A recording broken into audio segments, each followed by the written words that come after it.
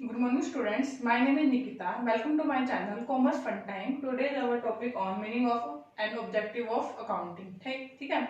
तो सबसे पहले हम एक बात करना चाहेंगे कि अकाउंटिंग होती क्या है, क्या इसकी जरूरतें होती है, क्यों हम अकाउंटिंग करते हैं। देखो पहले तो सबसे पहले हम ये बात करते हैं नीड ऑफ अकाउंटिंग कि हमें अकाउंट की जरूरत क्या होती है। जब हम एक फर्म बिजनेस काम करते हैं, जैसे आपके घर से हम अपना पर्सनल एग्जांपल लगाते हैं, अगर मैं कोई बिजनेस कर रही हूँ तो मैं ये चाहूंगी कि मेरे पूरे साल में मैंने कितना कमाया, कितनी मेरी लायबिलिटी है, कितनी मेरी एसेट है, मतलब कितनी चीजें मेरी है, कितने लोगों को मेरे को पैसे देने और कितना एट लास्ट मैंने प्रॉफिट कमाया इन सब एक्टिविटी के बाद, या कितना मेरे को लॉस हुआ। तो इन सब जानने के लिए हमें अकाउंटिंग की जरूरत होती है। अगर हमें ये नहीं पता चलेगा, अगर हमारा अकाउंटिंग का ढंग से प्रोसेस नहीं होगा, हमें ये नहीं पता चलेगा कि हमें प्रॉफिट हो रहा है या लॉस हो रहा है, तो हमारा सर्वाइवल बहुत ज्यादा मुश्किल हो जाएगा, क्योंकि हमें ये ही नहीं पता चल रहा कि प्रॉफिट है या लॉस है। अगर हमें नहीं पता चलेगा तो हम ये डिसीजन नहीं ले पाएंगे कि हमें हमारे बिजनेस को कैसे ग्रो अप करना है, क्या हमारी लिमिटेशन है, क्या हमारी एडवांटेजेस है हमारे बिजनेस की, और कैसे हम आगे आने वाली मुश्किलों को फेस करें। तो उसके लिए हमें अकाउंटिंग जरूरत होती है। अकाउंटिंग में हमें पता चलता है कि हमारे पास कितनी खुद की एसेट है, मतलब खुद का कितना सामान है, कितने किसको पे करने और कितना हम पूरे साल में कमा रहे हैं, और जो कमा रहे हैं वो हमारे लिए सेल्फ सफिशिएंट है या नहीं है, या लॉस हो रहा है तो उसके क्या रीजन है, और प्रॉफिट हो रहा है तो उसका क्या रीजन है। ये सारा कुछ हमें अकाउंटिंग बताती है।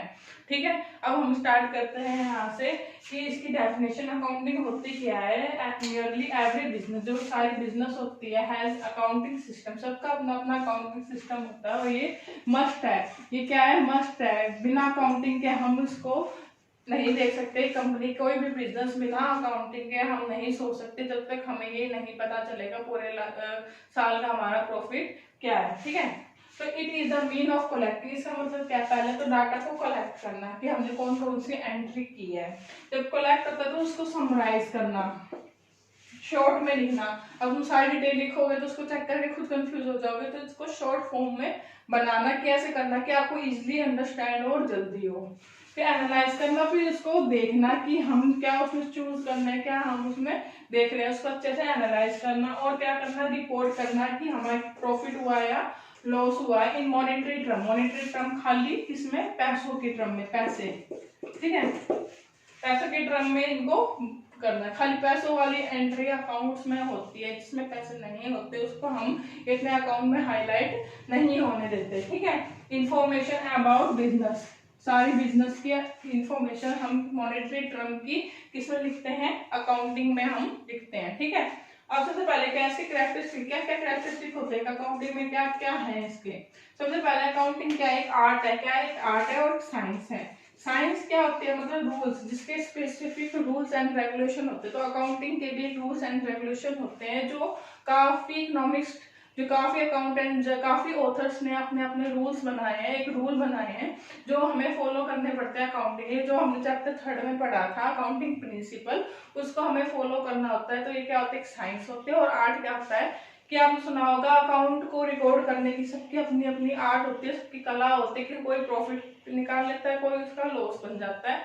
तो सबकी अपनी अपनी कला होती है। किसी का एक्सपीरियंस ज्यादा होगा तो वो अकाउंट अच्छे से मेंटेन कर सकता है, किसी का एक्सपीरियंस अच्छा नहीं होगा तो वो अकाउंटिंग अच्छे से मेंटेन नहीं कर सकता। तो क्या है? Accounting is the science as well as क्या है? आर्ट है। ठीक है, सेकंड पॉइंट है recording of financial transaction only. इसमें खाली क्या करते हैं अकाउंटिंग में? खाली फाइनेंशियल ट्रांजैक्शन जिसमें पैसा हो, पैसे की टर्म हो, उसको ही हम खाली रिकॉर्ड करते हैं। जो फाइनेंस नेचर के, फाइनेंस मतलब जहाँ पे पैसा हो।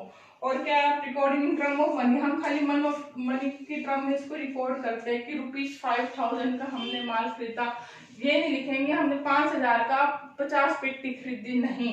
हम खाली लिखेंगे कि हमने 5000 का माल खरीदा। ना तो ये मेंशन करेंगे घटिया क्वालिटी है, बढ़िया क्वालिटी है। हम ओनली क्या करेंगे? रुपीस को मेंशन करेंगे। ठीक है, उसके बाद क्या करेंगे? जो हमारे पॉइंट आगे क्लासिफाई करेंगे एंट्रियों को। अलग अलग एंट्री की, परचेज की एंट्री अलग लिख दी, सेल की एंट्री अलग लिख दी, कि सबको अपनी अपनी जगह पे क्या करना? क्लासिफाई करना, अलग अलग जोड़ना। फिर समराइज करना, शॉर्ट फॉर्म में इसको लिखना कि एक जगह परचेज में मान हमने टोटल लिख दिया, हमने टोटल परचेज की 3 लाख की और सेल की है 2 लाख की। तो ऐसे लिखना है इसको, समराइज फॉर्म में लिखना टोटल करके। ठीक है, एंटरप्रेनेट ऑफ द रिजल्ट, फिर रिजल्ट निकालना कि हमें ओवरऑल हमें प्रॉफिट हुआ या क्या हुआ, लॉस हुआ। जब हमें पता चल जाएगा सारा कुछ रिजल्ट में आगे प्रॉफिट हुआ लॉस हुआ, तो हमें पब्लिक को कम्युनिकेट करना है, हमारे इन्वेस्टर को, एम्प्लॉयज को, ओनर को बताना है कि हमें प्रॉफिट हुआ है या लॉस हुआ है। ठीक है बच्चों, यहाँ तक आपको समझ में आया? कोई प्रॉब्लम हो तो आप कमेंट बॉक्स में कमेंट करके आप मेरे से पूछ सकते हो। स्टूडेंट्स, हमारा अगला टॉपिक है अकाउंटिंग साइकिल। अकाउंटिंग साइकिल का आपके जो प्रोसीजर होता है अकाउंटिंग एंट्री करने का, कि हम कहाँ कहाँ कौन कौन से एंट्री करते हैं, वन बाय वन आपके चैप्टर भी आएंगे। तो सबसे पहले हम क्या देखते हैं, ट्रांजेक्शन देखते हैं। ट्रांजेक्शन का मतलब क्या होता है कि वो ट्रांजेक्शन कैश किया है या नॉन कैश किया है। कैश किया तो हम रिकॉर्ड करेंगे, नॉन कैश किया तो हम रिकॉर्ड नहीं करेंगे, हमें खाली कैश का मतलब है। तो जब हमारा ट्रांजेक्शन होता है उसके बाद हम जर्नल एंट्री करते हैं, उसकी एंट्रियां पास होंगी, जो आपका एक स्पेसिफिक चैप्टर है, फर्स्ट चैप्टर है हमारा जर्नल का। फिर हम जर्नल करने के बाद क्या करते हैं, उसको अलग अलग भागों में बांटते हैं लेजर में, हम यहाँ पे एंट्री करते हैं। जैसे rent account, debit to cash, या अलग अलग तरह की एंट्रियां होती है कि हमने पैसे दिए, हमें पैसे रिसीव हुए, तो होती है जर्नल। फिर उसको लेजर में करना, लेजर मतलब अलग अलग नाम में डालना कि रेंट हमने पूरे साल में कितना पे किया, हर महीने का लिखते रहेंगे। ऐसे करते करते मान लो 1,20,000 हमारा रेंट आता है, तो हम टोटल ये कहेंगे कि लेजर का रेंट में कितना है, 1,20,000। ऐसे करके सबके अकाउंट अलग अलग बनेंगे, कैश का अकाउंट भी बनेगा, रेंट का भी बनेगा, सैलरी का भी बनेगा। जिसको हमारे जो टर्म यूज होगी हम सबका क्या बनाएंगे, लेजर बनाएंगे। इन दोनों से मिलकर क्या बनती है, ओरिजिनल बुक बनती है एंट्री। इनमें क्या करते हैं, कैश बुक में क्या होता है कि खाली कैश की एंट्री आएगी जिसमें कैश आया और गया हो। परचेज बुक में जो सारी परचेज की एंट्रियां होंगी जो उधार में है, उधार में मतलब जिसके हमने पैसे नहीं दिए। परचेज बुक में सारी परचेज की एंट्री, सेल बुक में सारी सेल की एंट्री। ठीक है, परचेज रिटर्न बुक में जितनी भी रिटर्न आई है हमारी उसकी एंट्री करेंगे। सेल रिटर्न बुक में जितनी भी हमारी रिटर्न हुई है सेल की होगी चीजों की, उसकी एंट्री होगी। BR होते हैं बिल्स रिसीवेबल, जिससे हमें पैसे लेने हैं, और बिल्स पेबल जिसको हमें पैसे देने हैं, उसकी एंट्री इस बुक में होगी। और जर्नल में होगी कोई भी हम फर्नीचर कुछ भी परचेज करते हैं उधार में, जिसमें हम पैसे नहीं देते, सारी उधार की बुक है जिसमें हम पैसे नहीं देते, हम उसको क्या कहते हैं, बुक ऑफ ओरिजिनल एंट्री। खाली कैश बुक के इसमें कैश की एंट्री होती है, बाकी सब में क्या होता है, क्रेडिट एंट्रियां होती हैं। ठीक है, यहाँ तो समझ में आया? जब हमारा लेजर बन जाता है, जैसे रेंट में आ गया कि 1,20,000, सैलरी के हमने ऐसे बना दिया तो 1,40,000 आया, तो ये क्या होता है, लेजर। लेजर बाद ट्रायल बैलेंस में हम सबको अलग अलग हाईलाइट करते हैं। जैसे रेंट का बना दिया, रेंट के पैसे कितने दे रखे हैं, 1,20,000। फिर किसके हैं, सैलरी के 1,40,000, तो उसको अलग अलग दिखाएंगे। अब जैसे चैप्टर आएंगे तो आपको उसमें अच्छे से ब्रीफ समझ में आएगा। ये खाली अभी साइकिल इसलिए करवा रही क्योंकि ये एग्जाम में क्वेश्चन पक्का आता है 2 नंबर में। ठीक है, उसके बाद क्या कहते हैं, जब हमारा ट्रायल बैलेंस बन जाता है तो हम क्या करते हैं, ट्रेडिंग और पीएनएल बनाते हैं। ट्रेडिंग पीएनएल बैलेंस शीट बनाते हैं, जिससे हमें पता चलता है कि हमारे पूरे साल का प्रॉफिट कितना है, कितनी हमारी एसेट है, कितनी हमारी लायबिलिटी है, कि हमें किससे पैसे लेने हैं, किससे पैसे देने हैं। ठीक है, यहाँ तो समझ में आ गया? कोई प्रॉब्लम हो तो कमेंट बॉक्स में आप कमेंट करके आप मेरे से पूछ सकते हैं। ये है अकाउंटिंग साइकिल, इसको अच्छे से कर लेना क्योंकि एग्जाम में पक्का आती है ये, और ये 2 नंबर के हिसाब से आएगी। और ये जो बाकी सारा कुछ है अभी आपको अननोन सा लग रहा होगा, कभी आपने नाम नहीं सुना, मगर आगे आगे जैसे हम चैप्टर करेंगे तो इसको 1 बाय 1 आपका अच्छे से क्लियर होगा। ठीक है, सब हमारा अगला टॉपिक है, इसके ऑब्जेक्टिव क्या होते हैं अकाउंटिंग के, हम क्यों करते हैं अकाउंटिंग, क्या रीजन है हमारा अकाउंटिंग करने के पीछे। To keep systematic record of business transaction का, हम सिस्टमैटिक रिकॉर्ड कर सके। सिस्टमैटिक रिकॉर्ड का मतलब day to day, time to time हम उसकी रिकॉर्डिंग कर सके कि हमने पर डे कितना कमाए हैं, कैसे कौन कौन से लोगों ने हमसे व्यापार किया है, किसको हमने दिया है, किससे हमने पैसे लिए हैं। तो हमारा सारा रिकॉर्ड रखने के लिए, सिस्टमैटिक रिकॉर्ड रखने के लिए अकाउंटिंग जरूरी है। सेकंड है कैलकुलेट करने के लिए प्रॉफिट एंड लॉस, की हमें पूरे साल में कितने का प्रॉफिट हुआ या लॉस हुआ, उसको कैलकुलेट करने के लिए अकाउंटिंग एक जरूरी है, ऑब्जेक्टिव है। अकाउंटिंग क्यों करते हैं हम, ताकि हमें पता चल सके हमारे बिजनेस में कितना प्रॉफिट और कितना लॉस है। थर्ड पॉइंट है to know exact reason leading to net profit, और हमें इससे रीजन पता चलता है कि पूरे अकाउंटिंग में हमें पता चलेगा कि हमने कितना माल खरीदा था, कितना बेचा था, और उसके बीच में हमें लॉस हुआ है या प्रॉफिट हुआ है तो किस फैक्टरों की वजह से हुआ है, कि हमने खर्चे कम किए तो हमें प्रॉफिट ज्यादा हुआ है, खर्चे ज्यादा किए तो हमें लॉस ज्यादा हुआ। तो ये सारी चीजें डिटेल हमें अकाउंटिंग से पता चलती है। अगला point two ascertain the financial position of the business, हमें पता चलती है हमारा बिजनेस कहाँ स्टैंड करता है। अगर हमारा बिजनेस बहुत ज्यादा करोड़ों में कमा रहा है और नेट प्रॉफिट करोड़ रुपीज आ रहे हैं, तो हमें पता चलेगा कि हमारी फाइनेंशियल पोजीशन कहाँ है, हमारी कंपनी कहाँ स्टैंड करती है, टॉप 10 कंपनियों में आती है या नहीं आती, या कौन सी पोजीशन में हमारी इन द सिटी हमारी कंपनी कहाँ पे लाई करती है। तो ये सब हमें किससे पता चलता है, अकाउंट से ही पता चलता है। जैसे हमें रिपोर्ट कार्ड से पता चलता है कि एक बच्चा पूरी क्लास में कहाँ स्टैंड अप करता है, उसको पोजीशन देते हैं, ऐसे ही मार्केट एक क्लास रूम होती है और जो ये बिजनेसेस होते हैं वो उसके स्टूडेंट्स होते हैं, ठीक है।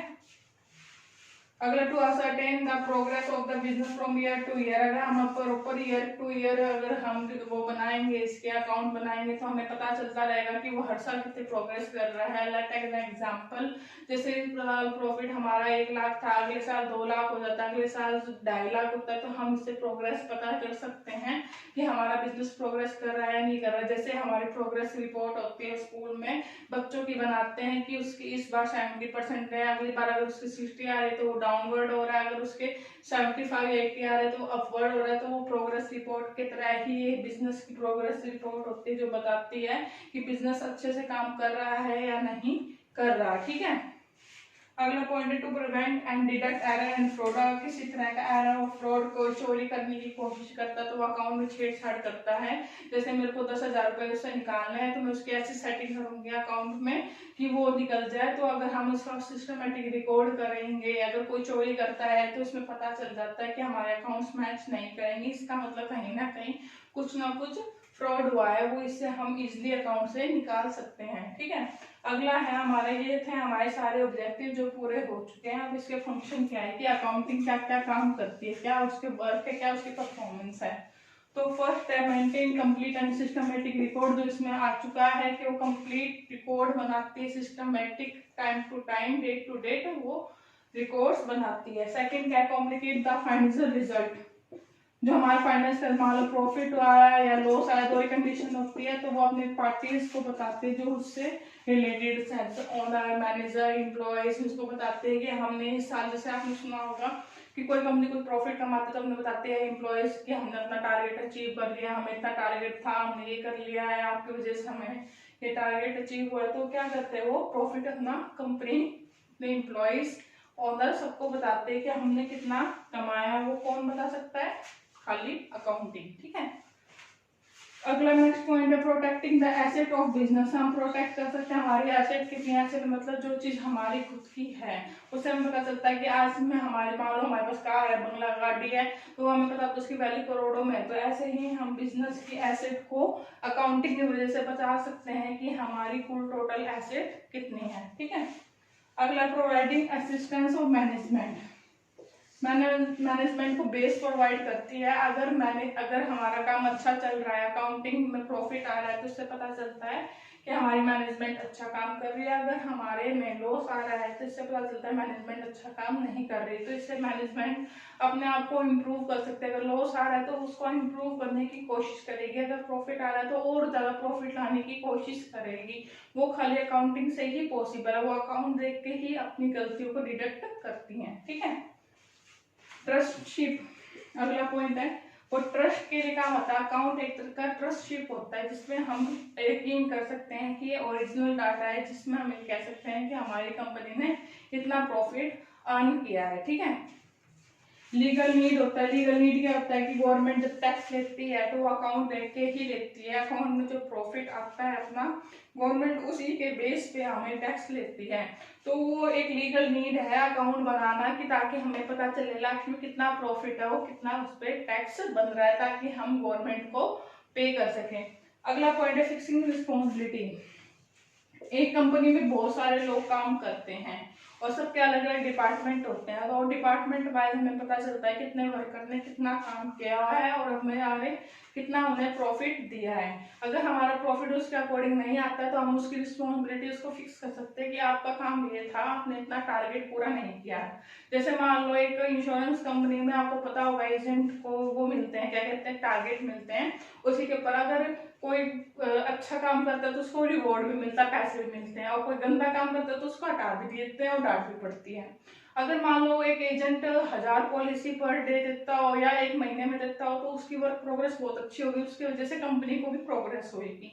और एक एम्प्लॉय को 100 का टारगेट है, वो 10 भी नहीं कर रहा तो वो उसकी अकाउंटेबिलिटी होगी, उसको रिस्पॉन्सिबिलिटी दी जाएगी, आपको 100 पॉलिसी करनी है। तो इस तरह से हम इसको, इसके ये सारे फंक्शन है। आई होप आपको सब कुछ समझ में आया होगा। अगर कुछ नहीं समझ में आता तो आप कमेंट बॉक्स में कमेंट करके पूछ सकते हो। और अगर आपको मेरी वीडियो पसंद आए तो please like and subscribe my channel. Thank you.